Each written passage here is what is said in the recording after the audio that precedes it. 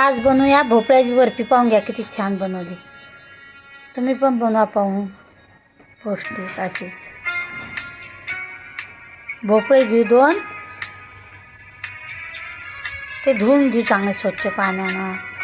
नंतर वरचं साल्ट काढून घेऊ. दोन्ही पण भोपळ्यात साल्ट काढून घेऊ. नंतर अजून डबल धुवून घेऊ ते. आणि भोपळा थोडासा खाऊन पाहायचा कडू का काय, नाही तर जेर उतरतं कडू जर असला तर. खिसून घेऊ खिसणीनं. हे पाय दोन्ही पण भोपळे खिसून झाले आपले. धुवून काढू. काळापणा निघण्यासाठी धुवून काढणं पडतं ते सर्व. तूप घेतलं 2 चमचे. कढईमध्ये टाकून घेतलं. हे भोपळ्याचा खिस टाकून घेऊ आणि गरम करून घेऊ पाणी आटेपर्यंत. पाय झाकण ठेवून खोबरा खिसेने हे झाकण ठेवून घेऊ. खोबरा खिस थोडासा भाजून घेऊ. हे झाकण काढून खोबरा खिस भाजून घेऊ थोडासा.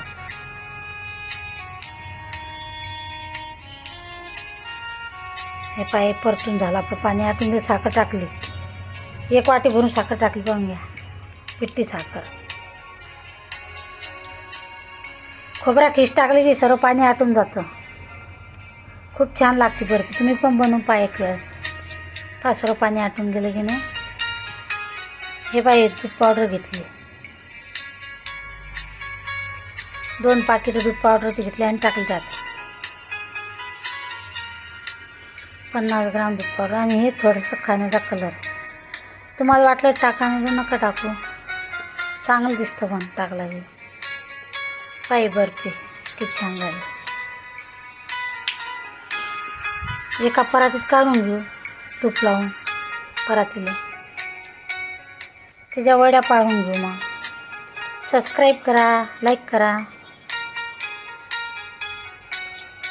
रेसिपी कशी वाटते कमेंट करा. हे बाई सर्व थापून घेऊ. 5 मिनटं झाल्यानंतर वड्या पाडून घेऊ. थंड झालं की वड्या काढून घेऊ.